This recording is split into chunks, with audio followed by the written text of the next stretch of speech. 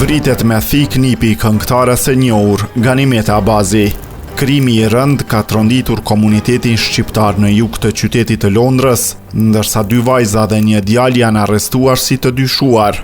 E familja po përjeton dhimbjen më të madhe.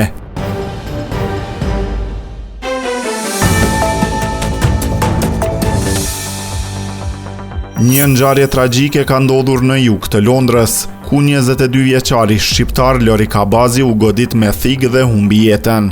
Loriku u gjeti plagosur në Hesterman Way të dielën dhe pavarësisht përpjekjeve të mjekëve, vdiq në spital, raporton BBC.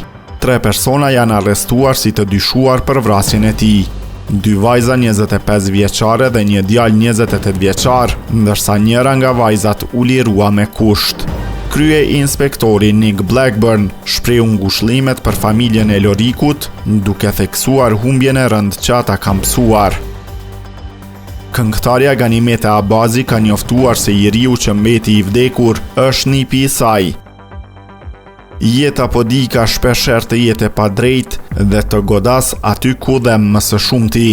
Pusho në paqe nipi jem, shpirti jem, sepse ne do të jetojmë me dhimbjen për ty, me kujtimet dhe dashurinë që na dhe. Abre sa e vështirë me të thënë lam tu mirë, Loriku ynë, ka shkruar Abazi.